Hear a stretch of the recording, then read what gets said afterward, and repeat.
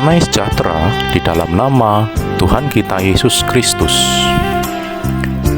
Selamat datang dan berjumpa dengan saya, Andreas Triwinarto, melalui POC Channels ini. Saya berharap materi-materi yang saya sajikan boleh menjadi berkat bagi Anda semua. Amin.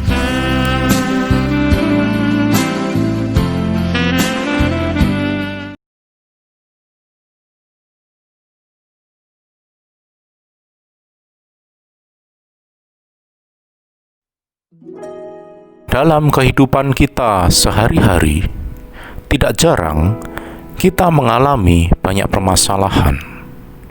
Permasalahan ini beragam sifatnya.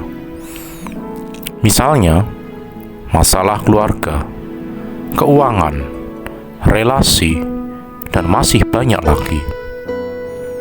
Tidak dipungkiri, masalah-masalah itu sering membuat kita stres. Kali ini saya akan membahas fenomena stres dari dua sisi, yaitu psikologis dan spiritual. Stres adalah ketidakseimbangan antara tuntutan fisik dan psikis dan kemampuan untuk memenuhinya, sehingga kegagalan dalam memenuhi kebutuhan itu berdampak krusial. Stres merupakan respon seseorang, baik secara fisik dan mental, terhadap suatu perubahan di lingkungannya yang dirasa mengganggu dan mengakibatkan dirinya terancam. Biasanya, penyebab utama stres adalah karena seseorang tidak mendapatkan apa yang diharapkannya. Ini karena realitas yang terjadi berbeda. Harapan-harapan di sini bisa bersumber dari dua hal, yaitu yang bersifat positif dan negatif. Hal yang positif bisa terkait dengan kebutuhan dan tanggung jawab pribadi, di mana seseorang memiliki peran yang berbeda-beda. Misalnya, sebagai kepala keluarga yang harus mencukupi kebutuhan keluarganya. Hal ini bisa memicu stres karena walaupun keluarga itu berbahagia, kepala keluarga juga harus tetap memenuhi kebutuhan hidup demi kelangsungan hidup semuanya. Oleh karenanya, bekerja untuk mendapatkan penghasilan yang cukup juga bisa memicu stres. Contoh lainnya adalah kebutuhan untuk menang dalam sebuah pertandingan. Ketika seseorang sedang bertanding dalam suatu kompetisi, muncul stres untuk memperjuangkan dan memenangkan pertandingan itu. Hal yang negatif terkait dengan banyak hal, terutama keinginan-keinginan, dorongan untuk memuaskan nafsu manusia lama yang tidak akan ada habisnya.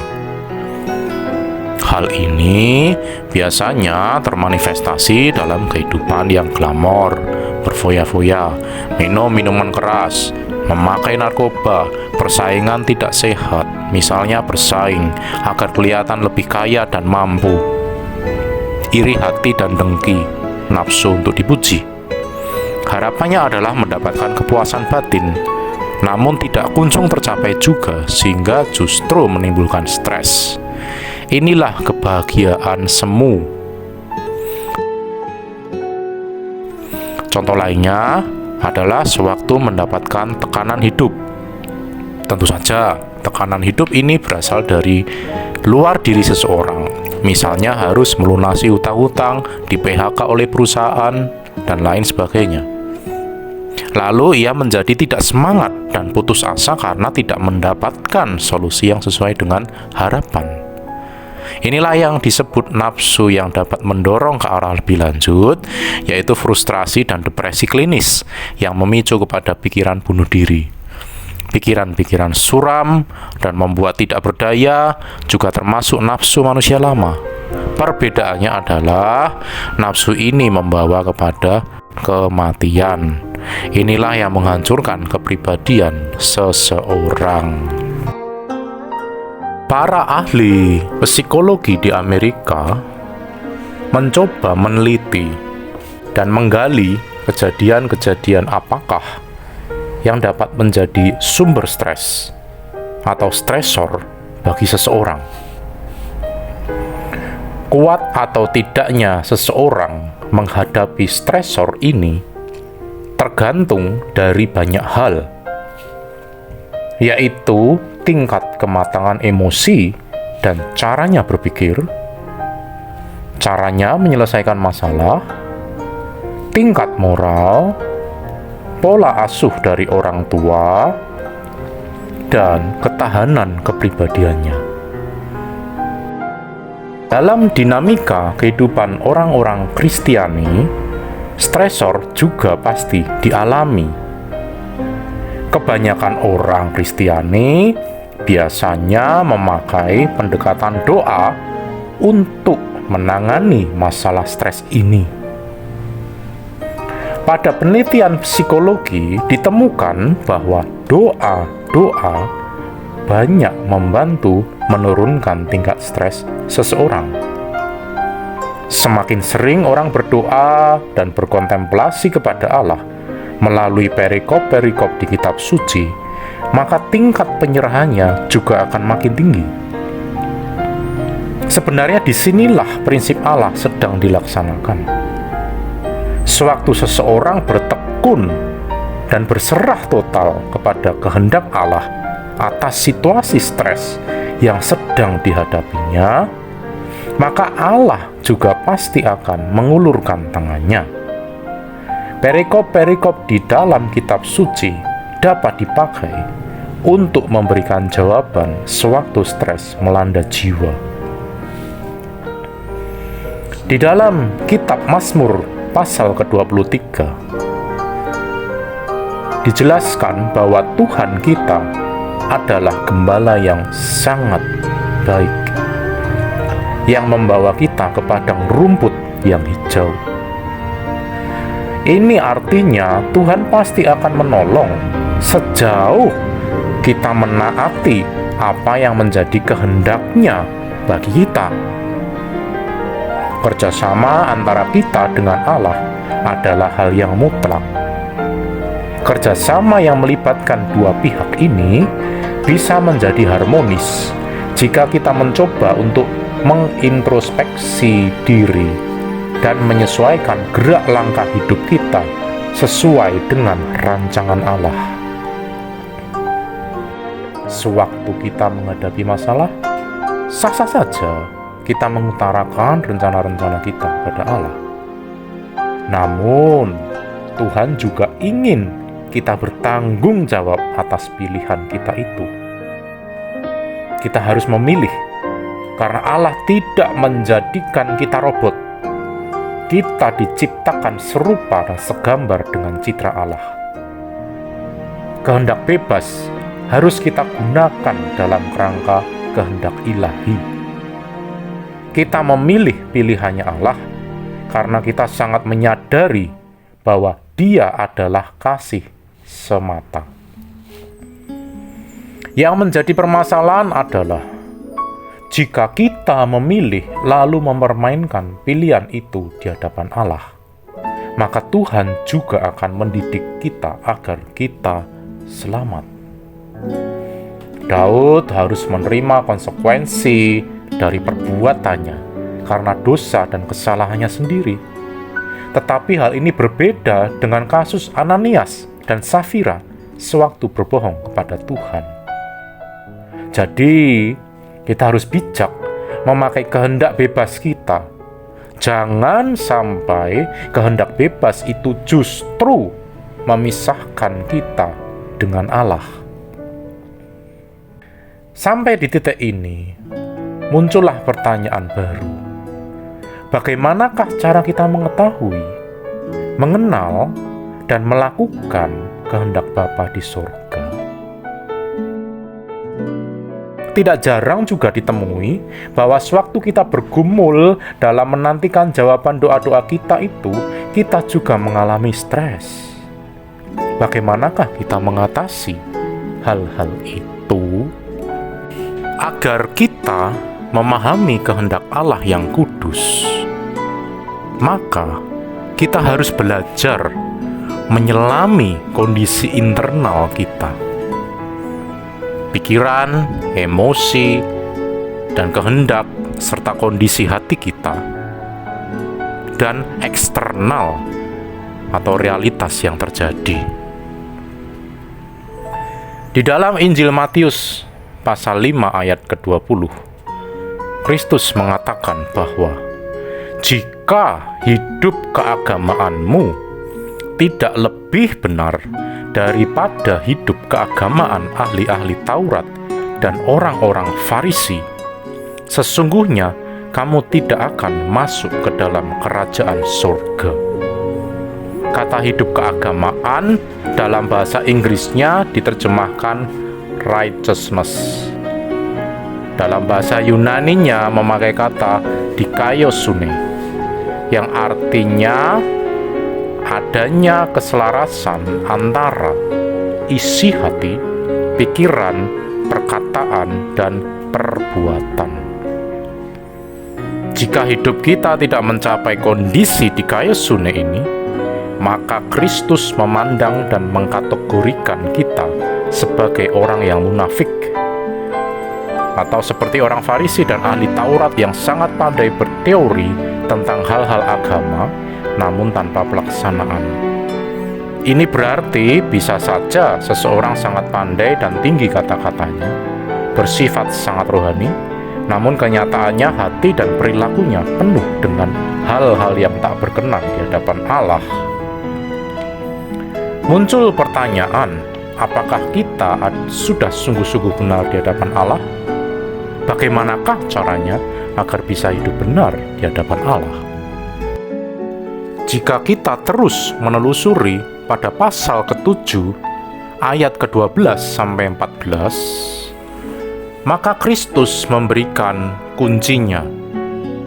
Kristus memberikan cara hidup agar dapat hidup berkenan, yaitu kita harus memilih pintu dan jalan yang sempit.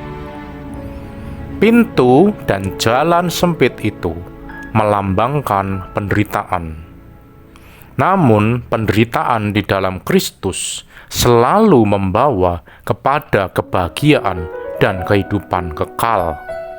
Hal ini sangat berbeda dengan penderitaan karena melakukan pemuasan nafsu-nafsu dalam jiwa kita. Karena nafsu-nafsu untuk memuaskan keinginan manusia lama merupakan sumber kematian. Semakin seseorang memuaskan nafsu-nafsunya, bukan kepuasan yang ia dapatkan, namun hal itu justru menjadi bak bocor yang tidak akan terisi penuh. Jiwa dan spiritual kita tidak akan terisi penuh dengan melakukan pemuasan nafsu-nafsu kita. Semakin kita memuaskan nafsu-nafsu kita itu, maka kita juga tidak akan peka terhadap kehendak Allah. Mata batin kita otomatis akan kabur dan tertutup oleh karena nafsu-nafsu yang makin dominan itu. Dan hal ini ditandai oleh tidak berminatnya kita kepada hal-hal rohani. Sebaliknya, kita justru sangat tertarik dengan segala yang menjadi musuh Allah, yaitu dunia ini. Lalu bagaimanakah agar kita bisa peka terhadap kehendak Allah? Agar kita menjadi peka terhadap kehendak Allah, maka langkah pertama yang harus kita lakukan adalah merendahkan hati kita. Kerendahan hati merupakan sifat Kristus sendiri, seperti yang ia sampaikan pada khotbah di bukit di dalam Injil Matius pasal 5 ayat yang ketiga. Berbahagialah orang yang miskin di hadapan Allah, karena merekalah yang empunya kerajaan Allah. Kata miskin ini berarti miskin secara rohani, artinya tidak dapat hidup, tidak berdaya, dan tidak mampu berbuat sesuatu tanpa Allah. Sikap hati yang tidak dapat hidup tanpa Allah ini digambarkan seperti seorang pengemis yang selalu meminta-minta dan butuh belas kasihan Allah. Orang yang miskin rohani berkata, "Saya tidak dapat menapaki hari ini tanpa kasih-Mu ya Tuhan. Saya tidak dapat menyelesaikan semua masalah-masalah saya ini tanpa belas kasih-Mu ya Tuhan. Saya sungguh menyadari bahwa saya orang berdosa dan tak dapat hidup tanpa belas kasih-Mu Tuhan." Pengakuan tulus seperti inilah yang dimaui oleh Tuhan. Setelah kita terus menghayati dan menyadari doa-doa seperti itu, maka langkah berikutnya adalah mematikan segala keinginan daging kita, seperti kesombongan, keangkuhan, kemarahan, kedengkian, dan masih banyak lagi, seperti yang diutarakan oleh Rasul Paulus di dalam kitab Galatia pasal 5 ayat 19-21. Keinginan-keinginan itulah yang menghambat mengapa doa-doa kita sering tidak kunjung dijawab oleh Tuhan. Bagaimanakah mungkin kita masih hidup berfoya-foya sementara kita sedang belajar untuk berpuasa? Itu adalah sebuah contoh kecil yang seringkali tidak kita sadari. Maka cara agar keinginan daging dan dosa-dosa itu bisa benar-benar mati adalah dengan menyangkal diri dan memikul salib. Di dalam Injil Lukas pasal 9 ayat 23. Dan menyangkal diri ini secara sederhana adalah turun tahta pribadi, seperti yang dikatakan Rasul Paulus dalam Galatia 2 ayat 20. Turun tahta berarti berkata tidak untuk keinginan manusiawiku dan berkata ya untuk kehendak-Mu Tuhan. Keaktifan kita dalam proses penyangkalan diri dan pikul salib inilah yang membuat kita menderita, namun menjadikan hati kita murni dan membawa kepada keselamatan. Sewaktu kita menderita dengan banyak jalan menjauhi dosa dan keinginan daging, hal ini bisa kita tempuh dengan cara berpuasa, maka kita sedang aktif untuk mengalami pemurnian hati dari Tuhan. Inilah arti menderita karena Kristus. Sejauh seseorang mengerat dan merendahkan kehendaknya sendiri, ia melangkah maju kepada keberhasilan. Namun sejauh ia keras kepala dan mempertahankan kehendaknya sendiri, maka sebanyak itulah dia membawa dampak buruk kepada dirinya sendiri. Ingatlah bahwa di dalam Injil Matius pasal 5 ayat ke-8, Kristus mengatakan, "Berbahagialah orang yang suci hatinya, karena mereka akan melihat Allah." Melihat di situ artinya melihat dengan mata batin. Siapakah Allah serta bagaimanakah kehendak-Nya bagi hidup kita ini? Agar hati kita menjadi suci, diperlukan suatu keberanian untuk terus-menerus bertobat. Setiap hari kita jatuh dalam dosa, baik dalam tubuh dan jiwa kita. Pertobatan yang sejati memerlukan proses sampai kita benar-benar berhenti berbuat dosa. Hal yang paling penting untuk melakukan hal ini adalah niat yang kuat dan usaha yang konsisten dalam memerangi dosa-dosa yang sudah lama bercokol dalam hidup kita itu.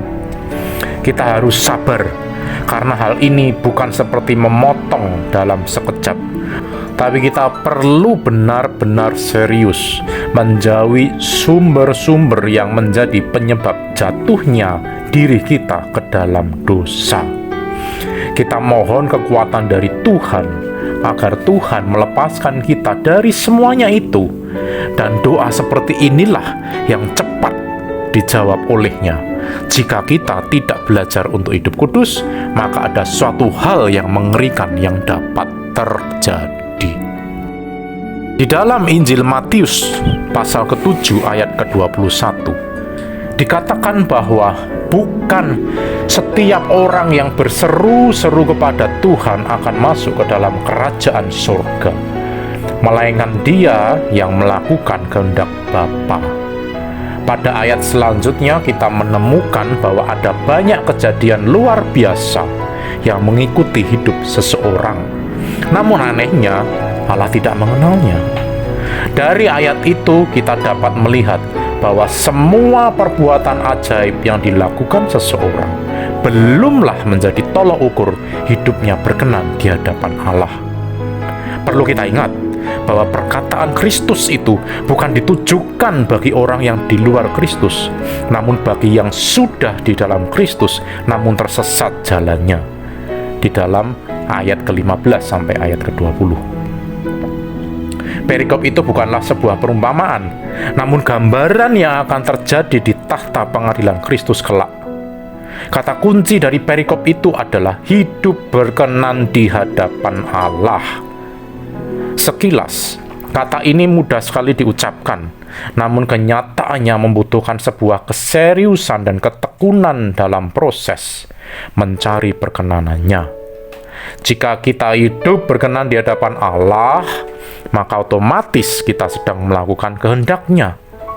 Tanda bahwa kita belum hidup dalam kehendak Allah adalah jika kita galau dan terusik akan apapun yang ada di dunia ini, segala sesuatu yang bersifat duniawi. Kita masih membingungkan tentang hal-hal duniawi. Ini artinya kita belum benar-benar membenamkan diri ke dalam kehendak Allah secara total. Seseorang yang hidup di dalam kehendak Allah tidak khawatir tentang apapun juga. Jika ia membutuhkan sesuatu, maka ia menyerahkan baik masalah itu dan dirinya sendiri kepada Allah. Jika ia tidak menerima hal yang ia inginkan atau perlukan, maka ia akan tetap tenang. Jiwa yang telah diserahkan kepada kehendak Allah tidaklah takut kepada apapun juga. Namun apapun yang terjadi, ia berkata, kiranya itu menyenangkan Engkau ya Tuhan. Jika dia sakit, dia berpikir, ini berarti bahwa saya memang perlu sakit, sebab jika tidak, maka Allah tidak akan memberikan penyakit ini kepadaku. Secara praktis dalam keseharian, doa dan puasa adalah sarana yang akan menghasilkan kemurnian hati kita agar kita bisa menghayati kehendak Allah bagi kita. Kemurnian hati ini akan membawa hati kita menuju kedamaian surgawi dan ketenangan yang ilahi, sehingga kita berani berkata, terjadilah kehendak-Mu, bukan kehendakku ya Tuhan. Ingatlah, Tuhan kita yang bergumul di Taman Getsemani. Ia sangat mengetahui dan menyadari bahwa ia akan mengalami kesengsaraan demi menggenapi kehendak Bapa. Namun demikian, dalam kodratnya sebagai manusia, ia mengalami tekanan yang sangat besar sampai peluhnya bercampur dengan darah. Akhirnya kodrat ilahinya menaklukkan peperangan itu, sehingga ia mampu menerima dan meminum cawan penderitaan itu. Ia sungguh siap untuk menanggung segala resikonya, sehingga dengan sepenuh hati ia menjalani salibnya. Inilah hal-hal internal yang perlu kita selami dalam rangka mencari dan menaati kehendak Allah bagi hidup kita. Pada kondisi eksternal dalam hidup sehari-hari, kita akan memahami suatu kejadian merupakan kehendak Allah jika Allah membuat situasi tersebut menjadi sangat mudah bagi kita. Jika kita telah melalui pergumulan dan melewati proses-proses internal seperti yang telah diuraikan di atas, dan Allah membuat jalan untuk situasi yang terkait dengan pergumulan kita itu, maka kita bisa mengambil kesimpulan bahwa itu adalah kehendak-Nya. kita perlu bersabar, perlu berdoa dan berdoa terus, sambil terus melaksanakan prinsip-prinsip internal di atas. Janganlah kita membalik prosesnya, karena hal itu akan membuat kita tidak bisa membedakan antara kehendak kita sendiri dan kehendak Allah. Tanpa penyangkalan diri, tanpa penderitaan, tidak mungkin kita akan masuk ke dalam kerajaan Allah. Ini ditulis di dalam Kisah Para Rasul pasal 14 ayat 22. Namun terkadang pada kasus tertentu, tanpa campur tangan manusia, Allah mampu membimbing seseorang dalam kehendaknya. Jika kita bandingkan dengan janji Allah terhadap bangsa Israel yang akan membebaskan mereka dari tanah Mesir, maka kita menemukan bahwa pada saat genting di Laut Merah itu, Allah membelah lautan. Mujizat yang sebenarnya tidak mungkin dilakukan oleh campur tangan manusia. Berserah sepenuh hati kepada Allah agar Ia menunjukkan jalannya adalah doa yang wajib didoakan setiap orang yang mencari kehendak Allah. Berserah ini juga merupakan kesiapan hati untuk menerima kejadian apapun, baik menyenangkan atau menyedihkan, atau membawa kepada penderitaan dalam rangka pencarian kehendak Allah itu. Proses internal dan eksternal harus terus kita jalani agar kita semakin jelas menemukan maksud dan tujuan Allah di dalam hidup kita. Pertanyaan lainnya yang sering kita dengar tentang seputar pencarian kehendak Allah ini adalah mengenai waktu yang tepat untuk melakukan kehendak Allah itu. Bagi kita manusia, untuk memahami rancangan Allah yang sempurna itu tentu saja tidak mungkin. Seringkali kita belum dapat menanggung semua rencana Allah yang agung itu, karena kita memiliki keterbatasan manusiawi.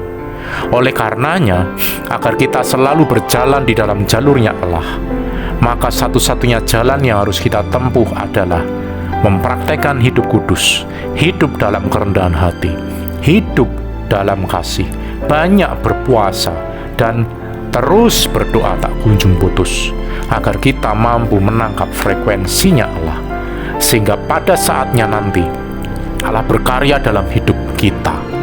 Inilah yang disebut waktu Allah. Allah punya jadwal dan waktunya sendiri bagi setiap kita. Oleh karenanya, janganlah kita memaksakan kehendak dan waktu kita sendiri kepadanya. Mengapa? Karena kita tidak mengetahui apa yang akan terjadi di masa mendatang. Kita sungguh percaya bahwa kehendak Allah selalu yang terbaik bagi kita. Walau kita harus mengalami berbagai-bagai kesulitan dan penangguhan, ini semua adalah demi kebaikan kita sendiri. Karena sewaktu kita mengalami kesulitan-kesulitan dan penangguhan itu, watak kita justru sedang dibentuk menjadi lebih kuat, lebih sabar, dan lebih tangguh. Tujuan semua itu semata-mata agar kita bisa terus menyatu kepada Allah dan Allah menyatakan dirinya kepada kita. Penanda lain yang juga merupakan kehendak Allah bagi kita adalah adanya dorongan yang sangat kuat di dalam hati kita. Dan cara menguji dorongan hati itu adalah dengan melihatnya dalam kitab suci. Apakah dorongan hati itu tidak bertentangan dengan ajaran moral kitab suci dan iman Kristiani secara umum. Selain itu, kita juga harus mengamati bagaimana situasi yang ada di sekitar kita. Apakah situasi itu mendukung bagi tercapainya dorongan kehendak tadi? Apakah ada konfirmasi dari orang-orang di sekitar kita? Misalnya, keluarga, sahabat-sahabat, dan jika mungkin pembimbing rohani yang hidupnya berkenan di hadapan Allah. Suatu contoh sederhana, jika kita ingin menguji apakah berkorban bagi orang-orang miskin merupakan kehendak Allah bagi kita, maka kita bisa melihat nasihat Rasul Yakobus yang menasihatkan bahwa ibadah yang murni adalah mengunjungi yatim piatu dan janda-janda. Di dalam Yakobus 1 ayat 26-27. Masih banyak sekali contoh-contoh di kitab suci di mana kita bisa meneliti lebih jauh lagi tentang prinsip-prinsip umum yang dapat kita ikuti.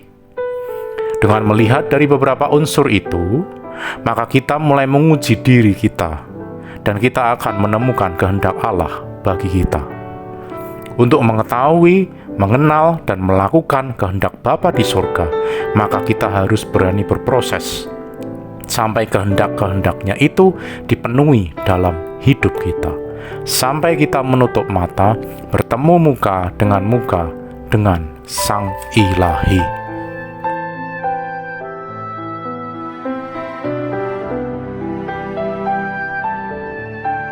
Jadi, jelaslah sudah, stres yang dialami oleh anak-anak Tuhan bisa saja merupakan kesalahan sendiri. Sehingga anak-anak Tuhan itu harus merendahkan hati dan bertobat mencari kehendak Tuhan. Namun, stres itu juga bisa muncul sewaktu menunggu kehendak Tuhan terjadi dalam hidup kita. Hal ini hanya dapat diatasi dengan terus berdoa dan melihat hal itu sebagai penangguhan demi watak yang lebih matang seperti Kristus. Jika ada penderitaan, jalani saja dengan sepenuh hati. Dimaknai bahwa penderitaan itu adalah bagian dari jalan pengudusan dan keselamatan kita. Tuhan justru sangat kita rasakan kehadirannya sewaktu kita mempersilahkan Tuhan dalam proses penderitaan itu. Namun jika penderitaan itu muncul karena dosa-dosa kita, maka kitalah yang harus belajar berhenti berbuat dosa. Setelah kita memahami banyak hal tentang cara mengatasi stres dengan melakukan kehendak Tuhan, maka saya berharap melalui renungan dan tulisan ini, kita bisa terus mendekatkan diri kepada Allah dan melihat semua kejadian-kejadian yang terjadi dalam hidup kita ini dari sudut pandang ilahi. Maka sudah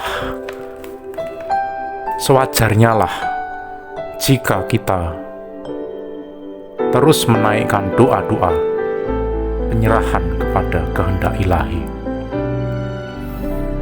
Doa penyerahan kepada kehendak ilahi ini adalah doa yang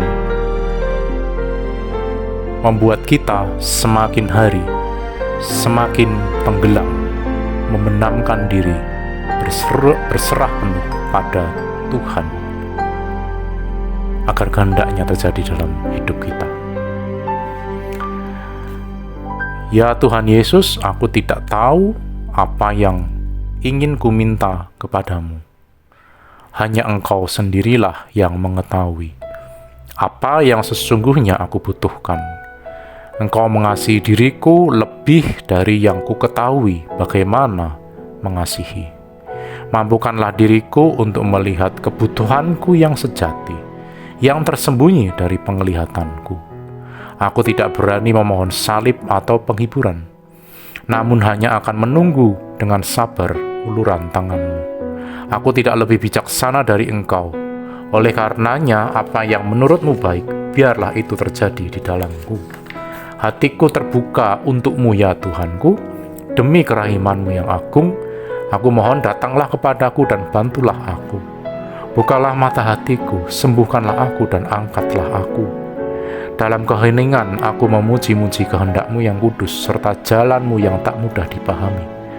Aku persembahkan diriku kepadamu dan kuletakkan seluruh kepercayaanku kepadamu.